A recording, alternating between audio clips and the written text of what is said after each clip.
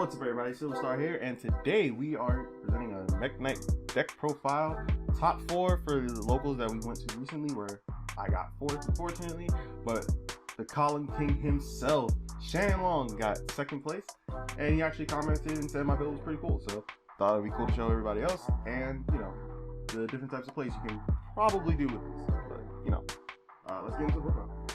First, your starters. Purple, blue, yep. That's 3 of them things. These cards basically get your game started. Blue searches, blue searches purple or purple can search blue. Those basically both get your gear suit and your play start from there. A lot happens, a lot to do that. And one important thing to know about gear suit is basically that the send effect, again, remember both effects are optional. And you can send World Legacy cards, not just Chalice, which will come up later. That helps you dodge stuff like Ice Dragon's Prison and just other stuff. Next, 2 indigo.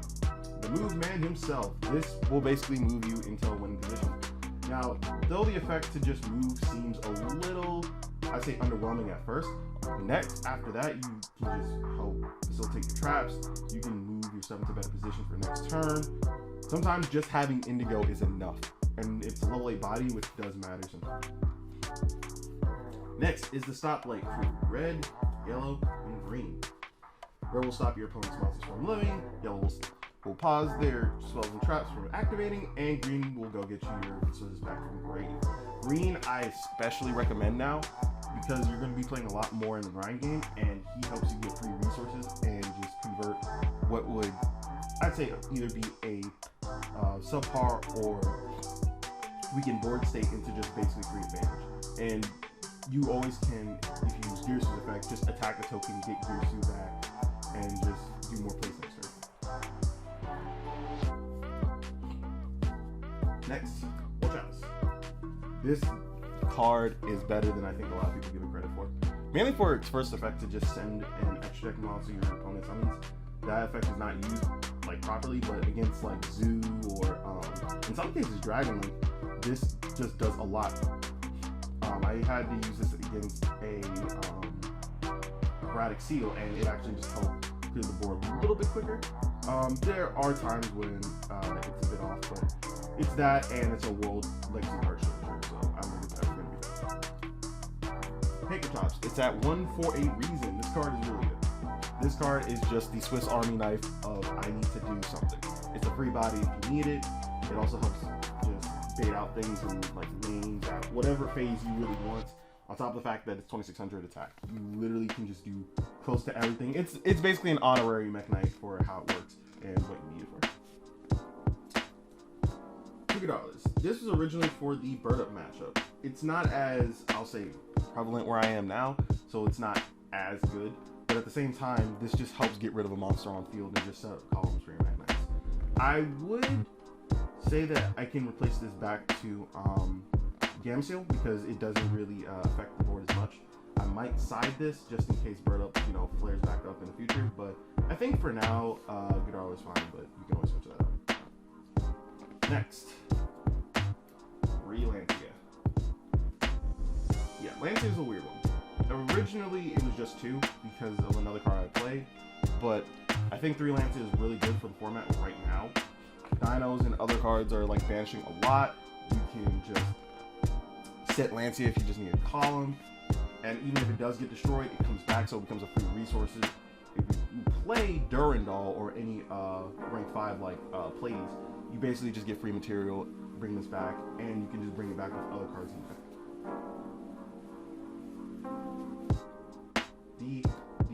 Crow. Crow originally was in here because I didn't get some of my cards on time, but I might actually keep this in as a more permanent member because this card did a lot of work during the time during the tournament. Just banishing resources from grave so your opponent can't properly do things actually matters. Like even for Dragon Link, if they don't have a Lightning Grave or a Darkening Grave and they can't properly special summon, they have to move their plays around, and it does come up. It is more about the knowledge of the deck. This card is better with your knowledge and your use of it in critical moments. but that comes down to preference. This can be swapped out for something like Imperm or another hand trap. That's it for monsters, spells, and traps. E-Telly. That's all this is. This is basically just Mekk-Knight E-Telly, but it locks you into Mekk-Knight. But realistically, if you can get your engine started, this card doesn't hurt as much. It only hurts during moments where you don't have enough resources to really capitalize. But past that, I don't. If you're playing less than 3 of this in a pure deck, I genuinely don't know what you're doing. Succession and Key. Some people play 2 Succession. I do not agree with that. Or at least in a 40 card build. That doesn't do as much, but it's still a really good card. It's basically just Monster Reborn to a Link Monster Zone.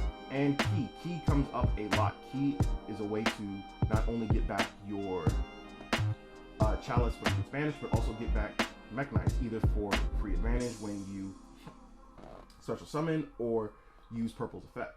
There are plenty of ways to use Key, and it always negates traps. So especially in something like Dragon Link or Phantom Knights, you can just put your stuff in front of their cards and then just activate Key, and then they cry. 3 Ignition. This card is so good, and I'm so glad I started playing it again. Now, originally this would be like Lightning Storms or whatever, like Spell Trap destruction you have. But I really enjoy Ignition because not only can you use it in standby phase to avoid certain cards such as basically any trap that might give you issues, it also sets up a column if you still have lances in your deck. So you can activate this, destroy a Spell Trap, set this in front of a monster or wherever you need, and you basically get free advantage on top of creating a column. And if they destroy it at all, they get no battle phase. So that keeps you alive for another turn, allowing you to possibly get the resources you need to just game. This card is so good, and I genuinely might keep playing this just because of how much advantage you can generate. We still go second, so Dark Ruler No More.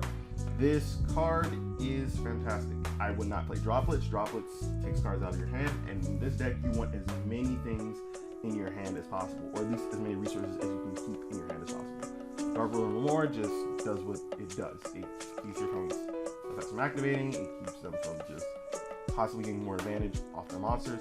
Erratic Seal being an exception because it's stuff triggers in grave. If stuff triggers in grave, you can't do much about it, but just having this as a free set and a way to just stop monster effects is really good. So the one-ofs, we have Harpy's Feather Duster and Mind Control. Harpies is literally just spell and trap removal, also sometimes just a free set. Mind Control takes an opponent's monster, allowing them to get more resources. Now, I do wish that Mind Control was talents at times, because more often than not, I don't need the free monster. I just need to get more resources in hand. So having talents would be probably a better substitute. This could also be substituted with any one of or anything you want to make more space for in the deck. These are just personal preference test, and it works pretty well, but I think it could definitely be replaced with better cards for the deck. And for the last few cards, World Legacy Secret. Now, for every secret, you gotta whisper. So, secret basically is your skill drain, for lack of a better word, and summon Indigo move, you get 2 gates.